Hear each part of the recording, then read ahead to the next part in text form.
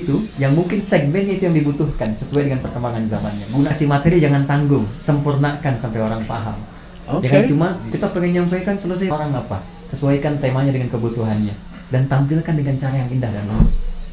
Bukan untuk menggulingkan kekuasaan, tapi membimbing supaya menggunakan kekuasaan lebih baik dengan cara yang lembut. Yang terakhir, wajadilhum billati hiya ahsan. Kadang kan di podcast juga ada diskusi ditunjukin. Makanya ini bapak-bapak di sini senang karena istrinya ya sebenarnya apa behind itu biar ada yang beda keyakinan, maka lepas semua itu bergaul dengan mereka, saling menguatkan, saling menampilkan berbuat baik. Yang ketiga yang terakhir adalah Quran surah kedua ayat ke-30.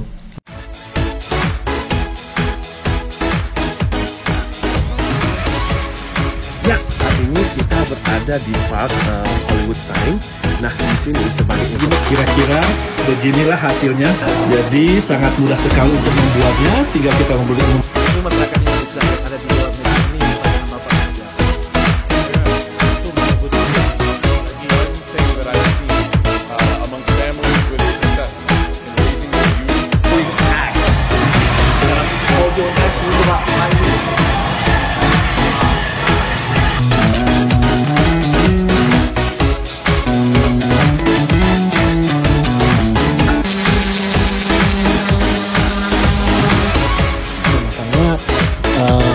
Ikutin terus video saya, nanti kita akan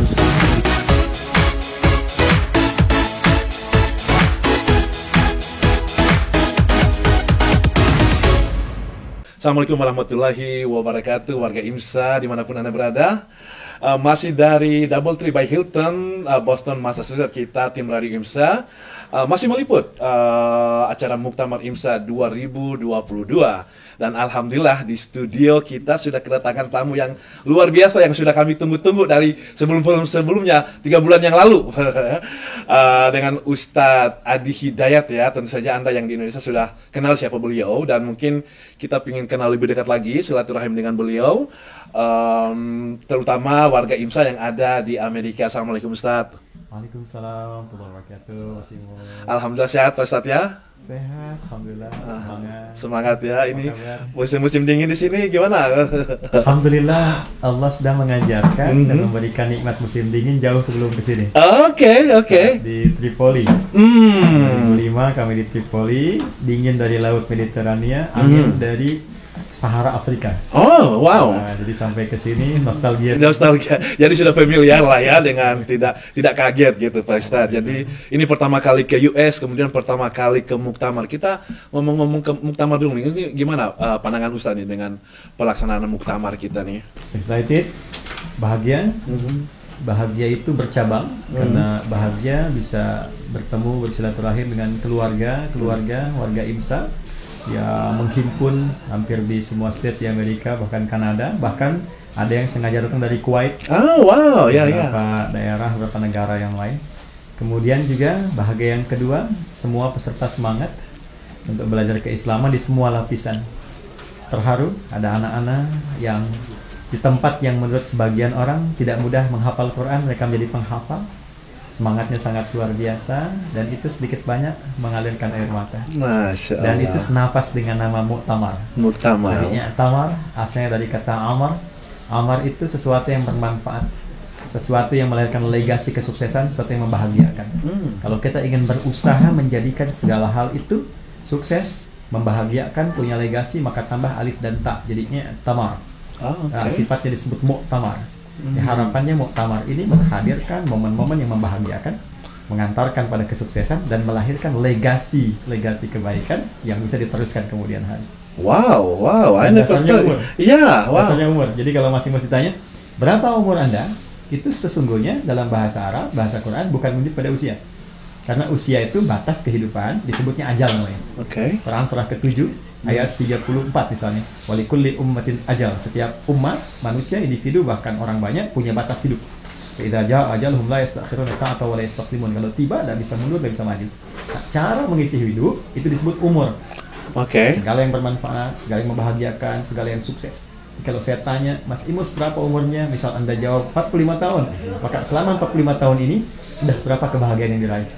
Kesuksesan yang didapatkan dan memberikan manfaat untuk orang sekitar. Muktamar legasi terbesarnya mengisi umur supaya lebih bermanfaat mendapatkan kesuksesan dan melahirkan kebahagiaan. Masya Allah, Ustaz, kita udah mengadakan muktamar bertahun-tahun, malah nggak ngerti artinya, nanti dikasih tahu. Masya Allah, ini warga IMSA ya, dapat ilmu baru, sudah datang-datang ke muktamar itu. Jadi bukan hanya sekedar silaturahim, harus ada legasi juga ya, Ustaz ya. Masya Allah. Terutama 5 hal pokok. Nanti kata turunan amar itu dari kata kerja amara dan ya'muru. Quran surah ke-9 At-Taubah ayat 18. Innama ya'muru masajidallah. Kalau kenal kita makmur, dewan kemakmuran kan ke masjid ya. Dewan kemakmuran masjid. Kata Allah, yang bisa memakmurkan sesuatu termasuk masjid itu terbatas. Kalangan terbatas, VIP. Siapa mereka? Man amana billah. Orang yang memang punya orientasi iman. Jadi peserta muktamar ini kalau bukan karena imannya, nggak mungkin pengen ikutan nih. Maka berbahagialah ketika menjadi bagian dari warga IMSA, ikut muktamar, artinya iman Anda dikonfirmasi di hadapan Allah. Masya Allah. Maka hal pertama yang dilakukan, niatkan ikhlas untuk mendapat ridha Allah. Bukan sekedar ingin dapat makanan-makanan enak. Jadi indikasi mereka yang datang ke muktamar ini indikasi sudah beriman nih. Ini at least checklistnya sudah satu. Yaumil akhir, orientasi punya proyek akhirat. Barangkali yang datang kan punya banyak kesibukan setahun, bekerja, berangkat gelap, pulang gelap. Ya akhiratnya bagaimana? Katanya pengen masuk surga. Katanya pengen surga Firdaus. Katanya pengen dengan Nabi. Balik tanya, bekalnya mana? Di Quran surah ke-73 Al-Muzammil, Allah sindir halus tuh. Indalaka fin nahari sabhan tawila. Hei kamu ini paginya sibuk, kerjanya banyak, malamnya tidur enak pakai selimut, cita-cita surga Firdaus, pengen ketemu Nabi, amalan tipis. Masya Allah. Maka wal yaumil akhir, siapkan akhirat. 3, belajar yang basic, yang pokok-pokok untuk bekal. Wa aqamas shalah, perbaikin salat. Wa ataz zakah, ada kesempatan mengumpulkan harta untuk berbagi. Makanya saya senang tuh ada bazar. Kan? Ya, mungkin di situ ada charity juga, donasi juga. Itu masuk tuh. Bagian dari yang pokok di muktamar. Yang terakhir, kalau semua sudah terkumpulkan, walam yakhsha illallah, akan jadi pribadi tangguh. Di keluar dari muktamar itu harus tangguh tuh. Tangguh menghadapi tantangan-tantangan, jangan pesimis sebagai minority misalnya di sini. Lebih kuat lagi, saling bersaudara. Nge-charge jadinya ya. Masya Allah. Ini ya warga IMSA, terutama yang di Amerika nih. Jadi muktamar tahun depan udah siap-siap daftarnya dari sekarang. Walaupun belum tahu tuh. Karena ini keutamaan kita ini yang datang-datang bersama malah nggak tahu nih keutamaan. Memang different perspektif kalau saya bilang. Pak Ustaz ngasih tahu kita, wah ternyata ini ya legacy, kita juga harus memperkuat iman. Dan sekarang ini Pak Ustaz ini sudah sangat viral di Indonesia ya, sangat popular, famous. Kemudian ini I was wondering, teknik Ustadz ini mengajarkan bahwa itu beda dengan yang lain. Ini dapatnya dari mana? Terus kan Ustadz harus ada papan tulis, kemudian hafalan itu halaman kiri kanan pojok bawah gitu. Ini kan selama ini di Indonesia belum ada seperti itu. Nah ini, how you come up with the idea? First of all, pertama saya ingin memohon ampunan pada Allah Subhanahu Wa Taala. Saya khawatir bahwa apa yang disifati oleh banyak orang terhadap saya tidak sesuai dengan apa yang Allah inginkan. Jadi kita menginginkan viral itu di akhirat. Amin. Lebih daripada apa yang kita bisa raih di dunia. Dan semoga Allah menjaga keikhlasan dan kebaikan untuk berdakwah. Pertama, dasarnya adalah cinta Al-Quran. Dari kecil kami ditanamkan untuk mencintai Al-Quran, dan cinta terhadap sesuatu akan mendapatkan feedback yang lebih daripada itu. Maka seakan kita merasakan menyatu dengan Al-Quran, dengan cinta itu, nggak mau berpisah dengan Quran. Dari mulai baca, menelaah Quran, menghafal Quran, dan di situ terbentuk jati diri. Dari situ kemudian ketika kita berbagi, maka struktur Quran itu alhamdulillah sampai hari ini Allah tanamkan dalam diri kita. Jadi kalau Mas Imus tanya sesuatu, itu yang keluar ayat tuh. Gitu, dengan ayat, dengan runtutannya, Al-Fatihah sampai An-Nas, posisinya, strukturnya bagaimana, cara membentuk kurikulumnya seperti apa, teruntut semuanya. Nah dari situ, yang kedua, semangat memahamkan.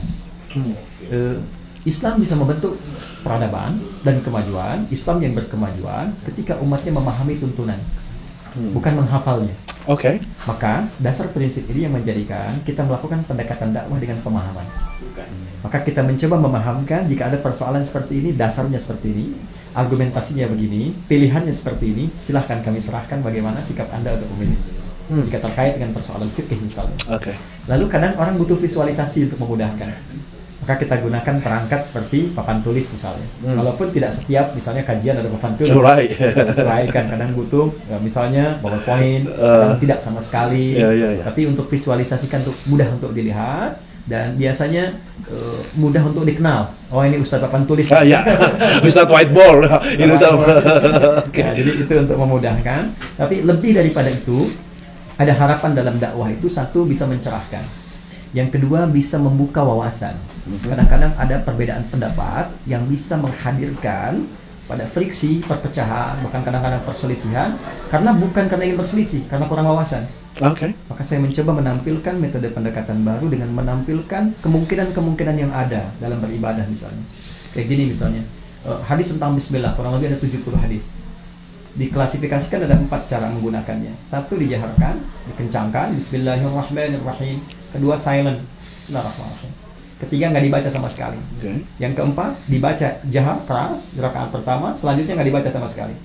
Kita terangkan, kapan Nabi baca ini? Di situasi apa? Kapan begini? Kenapa Imam Syafi'i pilih keras? Kenapa Imam Ahmad silent? Kenapa Imam Malik tidak baca sama sekali? Kenapa Abu Hanifah nggak baca? Setelah kita ajarkan, semua orang paham. Oh, begini. Saya memilih ini karena alasan ini. Jadi kita tidak mengatakan lagi yang keras itu NU, yang silent itu Muhammadiyah misalnya. Right. Saya pernah when I was in Makkah, the first time in 2010 I think. Jadi saya pernah haji jadi petugas 2010. Terus Imam Sudais itu memimpin sholat Isya. Jadi saya menerima jemaah haji pertama Indonesia. Lalu kemudian masuk ke subuh, Imam Sudais baca Bismillahirrahmanirrahim. Alhamdulillahirabbil alamin. Komen jemaah kita pertama kali, iki imamnya Muhammadiyah tuh. Ini imamnya Muhammadiyah kan. Jadi kurang lebih demikian. Karena memang image yang sudah di Indonesia ya, mungkin barangkali juga part of dakwah mereka, kalau yang diam Muhammadiyah, yang laut NU ya. Nah, mungkin saya lihat dari bisnis perspektif ya, mungkin Pak Ustadz melihat ini yang dibutuhkan umat barangkali seperti ini, sehingga ketika Ustadz masuk dengan metode dakwah yang ada itu begitu mudah diterima gitu Pak. Surah ke-16 ayat 125. Itu ada dakwah, itu ada 3 pendekatan pokoknya.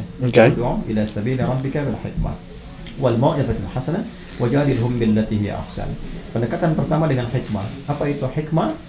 Hikmah itu kemampuan untuk menempatkan sesuatu sesuai dengan porsinya.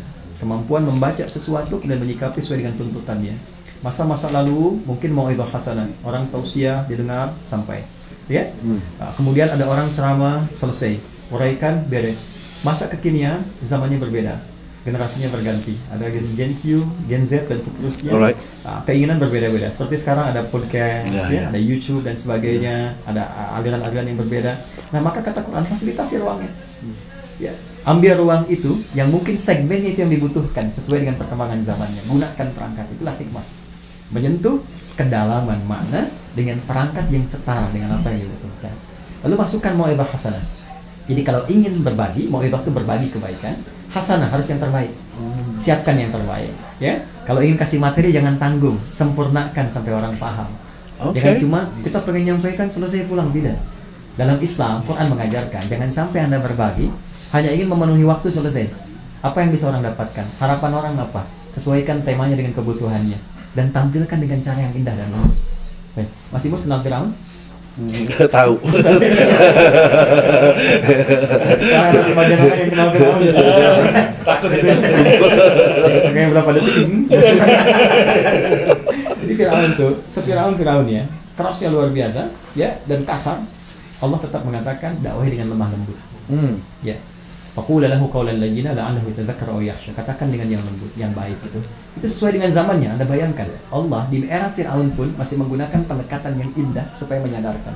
Jadi bukan untuk menggulingkan kekuasaan, tapi membimbing supaya menggunakan kekuasaan lebih baik dengan cara yang lembut. Yang terakhir, wajadilhum billati hiya ahsan. Kadang kan di podcast juga ada diskusi, ada debate gitu kan? Kata Allah, kalau mau diskusi, mau debat tentang keislaman pun dalam dakwah, jangan dengan cara yang baik. Dilarang dalam Islam, tapi dengan cara yang paling baik. Oh, wow, tricky nih, tricky Pak Ustadz nih. Jangan yang baik, tapi yang paling baik. Yang paling baik, tidak menjatuhkan, tidak mencela. Even kita misalnya interfaith dialogue, kita dengan yang beda, misalnya telah keyakinan, ya. Ada misalnya saya berdiskusi dengan yang Nasrani, yang Kristen, yang Buddha, yang Hindu, tapi jangan menjatuhkan, jangan memaksakan. La ikraha fid din, gak boleh paksa orang. Kita hanya bertukar pikiran, bertukar wawasan dan menyerahkan hasilnya pada apa yang Allah ya. Allah yang membolak-balikan hati ya, kita sampaikan. Kalau Allah bolak-balikan hati, dia terima jadi Islam, insya Allah. Nabi Muhammad diperintahkan oleh Allah, fadzakir Innama anta mudzakir lasta alaihim bimusaitir. Muhammad sallallahu alaihi wasallam, ingatkan mereka dengan lembut, dengan baik, tapi jangan berniat menguasai. Engkau tidak ditugaskan untuk menguasai, engkau ditugaskan untuk mengingatkan. Nabi Muhammad, orang paling mulia, Rasul tertinggi, akhlak paling hebat, tingkat surga tertinggi, sudah ada surga, dijaminkan sebelum wafatnya, diperintahkan, ingatkan dengan lembut, bukan menguasai. Anda bukan Nabi, bukan Rasul, belum ada jaminan surga, tak ada pujian langsung dari Allah. Lalu Anda memaksa, siapa Anda di hadapan Rasulullah? Masya Allah, itu ya warga IMSA ya. Jadi kita apalagi di Amerika seperti ini, pokoknya kita hanya memberikan, jangan menjatuhkan tadi Ustaz ya. Kemudian tidak boleh memaksa, kita berikan yang informasi sebenarnya, put on the table, nanti berikan mereka. Insya Allah Allah yang membolak-balikan hati. Wah, luar biasa nih Pak Ustadz. Sampai ini jamaah Pak Ustadz, jamaah YouTube Pak Ustadz, Pak Gatot, ngikutin terus nih Pak Ustadz. Semalam tadi kita barusan juga interview dengan beliau. Alhamdulillah senang banget bisa lihat langsung Ustadz di sini. Subhanallah, senang sekali beliau. Nah, Pak Ustadz ini kita speaking of kehidupan pribadi nih, Pak Ustadz Adin ya. Ini sempat ngobrol-ngobrol dengan para peserta Muktamirin. Wah, Ustadz Adin sudah terkenal di Indonesia. Terus pada Pak Ustadz Adin nggak pernah kelihatan, istrinya nggak tahu gitu ya. Terus ada yang bilang, oh itu memang kalau suami soleh itu istrinya itu nggak ditunjukin. Makanya ini bapak-bapak di sini senang karena istrinya ya sebenarnya apa behind itu, biar sehat juga nih kepada bapak-bapak, biar istrinya juga tidak diekspos gitu Pak Ustadz. Sebetulnya bukan persoalan diekspos atau tidak, tapi membagi porsi sesuai dengan tugasnya. Jadi Quran mengajarkan supaya kita proporsional. Ya, saya sebagai seorang anak berbakti kepada kedua orang tua, sebagai seorang suami menyayangi keluarga, sebagai seorang dai mengajar. Apa tugas istri saya? Tugas istri saya adalah mendampingi suami dalam kebaikan, mensupport, mendidik anak-anak dengan cara yang baik. Bagaimana cara mendidiknya? Ada dua hal bagi kami. Yang pertama adalah mendidik internal untuk keluarga. Maka itu kan tidak harus mempublish keluar begini istri saya. Tidak. Karena targetnya adalah keluarga di dalam. Yang kedua, kita share pendidikan itu keluar. Ada yang sifatnya formal. Dengan apa? Sekolah. Kita punya sekolah. Kita buat sekolah didedikasikan untuk pendidikan Islam dari TK ya, jadi tingkat PAUD, jadi KB, TK sampai ke SD, sampai ke atas ke pesantren. Nah, dari semua itu istri saya terlibat. Jadi TK kami ini sampai ke SD itu mengadopsi kurikulum Quran. Kita keluarkan semua ayat Quran dan hadis sesuai dengan pertumbuhan anak itu, di-combine dengan pendidikan dari Diknas. Dari Diknasnya apa, ayat Qurannya apa, hadisnya apa. Di TK mereka bisa hafal 5 juz, SD 30 juz dengan karakter Quran dan menguasai dari kurikulum Diknas. Istri saya terlibat di situ. Ya, menata, ikut munakasyahnya, divideokan, ada di YouTube-nya juga dan sebagainya. Tapi untuk pekerjaan-pekerjaan yang memang tugasnya di situ. Tidak setiap saya harus datang, saya harus ikut. Saya katakan di istri saya tidak. Kita tempatkan sesuai pada porsinya. Itu aja poinnya. Baik. Begitu ya warga IMSA ya. Jadi kita tempatkan istri juga pada porsinya sesuai tugas gitu. Bagaimanapun itulah partner ya, Ustaz ya. Tapi pertanyaan itu bagus. Tak kenal maka kata ta'aruf. Bagus. Tak bagus ya. Enggak, saya memang akan tahu jawabannya karena beliau kan sudah pelajari saya gitu. Poinnya adalah kenapa ada ta dan alif? Itu poinnya. Kata ta'aruf itu dari kata ain, ra dan fa. Saya tidak menginginkan jawaban tak sayang. Yang saya inginkan memang ta'arufnya. Tapi yang ingin saya bahas adalah ta dan alifnya. Karena asalnya dari kata arafa, mengenal. Ta itu berusaha sungguh-sungguh. Alif itu saling. Artinya apa? Kalau kita ingin ditetapkan adalah sebagai pasangan yang serasi, yang baik, yang harmoni, maka harus punya saling keinginan berusaha sungguh-sungguh untuk mengenal, memperbaiki, mengoreksi, dan men-share itu dalam kebaikan dan sesuai dengan tempat dan porsinya. Jadi kadang-kadang ada bagian-bagian tertentu yang memang kita kurang, di situ istri melengkapi. Kita kenali istri kita tempatkan dia, tapi lakukan dengan sungguh-sungguh karena niat ibadah kepada Allah. Itu poinnya. Right. Masya Allah, ini banyak sekali ilmu nih. Sebenarnya Pak Ustadz mau diculik satu malam di sini, jam di Kelura di IMSA ya. Tapi waktunya warga IMSA, Ustadz banyak sekali jadwal dan sangat sibuk. Mungkin terakhir Pak Ustadz closing style untuk warga IMSA di Amerika barangkali, what they can do untuk membantu Indonesia juga mempertahankan identitas sebagai Muslim jadi takwa dimanapun Anda berada. Closing style. Baik, Bismillahirrahmanirrahim. Warga IMSA dimanapun Anda berada, saya menyayangi Anda semua karena Allah Subhanahu Wa Taala. Dan cinta ini saya sampaikan tulus berupa harapan-harapan kebaikan seperti yang Quran inginkan. Yang pertama, Quran surah ke-49 ayat ke-13. Ya ayyuhan nasu inna khalaqnakum min dzakarin wa untha wa ja'alnakum syu'uban wa qabaila lita'arafu inna akramakum indallahi atqakum. Hai semua manusia, aku ciptakan kau laki-laki, perempuan dan menyebar. Boleh jadi kau menemukan komunitas, suku-suku yang berbeda denganmu, engkau mungkin minoritas atau mungkin juga kau mayoritas. Jangan beda-bedakan dalam bergaul. Boleh jadi teman Anda bukan semuanya muslim, ada yang non muslim, ada yang beda keyakinan. Maka lepas semua itu bergaul dengan mereka, saling menguatkan, saling menampilkan kebaikan, dan niatkan, kata Allah, pergaulan itu untuk membangun takwa. Bangga dengan orang Islam, bangga sebagai muslim.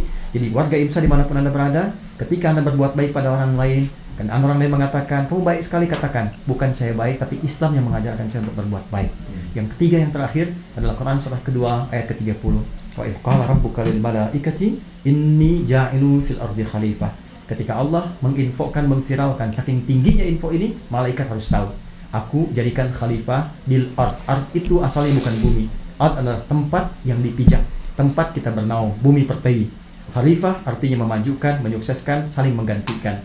Jadi bangga sebagai warga Indonesia, karena itu amanah bagi kita. Itu bumi yang kita pijak, itu yang akan ditanya oleh Allah Subhanahu wa Ta'ala. Sekalipun Anda menyebar serang di Amerika dan sekitarannya, tetap jaga identitas sebagai warga negara Indonesia, makmurkan, bawa nama baiknya, dan pulang saat dibutuhkan untuk membangun negara kita tercinta. Masya Allah, Masya Allah. Terima kasih Pak Ustadz, waktunya, ilmunya, mas semuanya. Dan ini masih ada long trip Ustadz ya, akan ke lokaliti. Jadi warga IMSA dimanapun Anda berada, beberapa lokaliti di Amerika Ustadz mungkin akan kunjungi nanti. Stay tune di lokalitas Anda, insya Allah. Kita mau pamit dulu, insya Allah. Terima kasih semuanya, dan stay tune terus. Muktamar 2022 masih akan berlangsung, masih ada 2 hari lagi. Saya Iwan Musafir, Imus dari Boston, Massachusetts, undur diri dulu.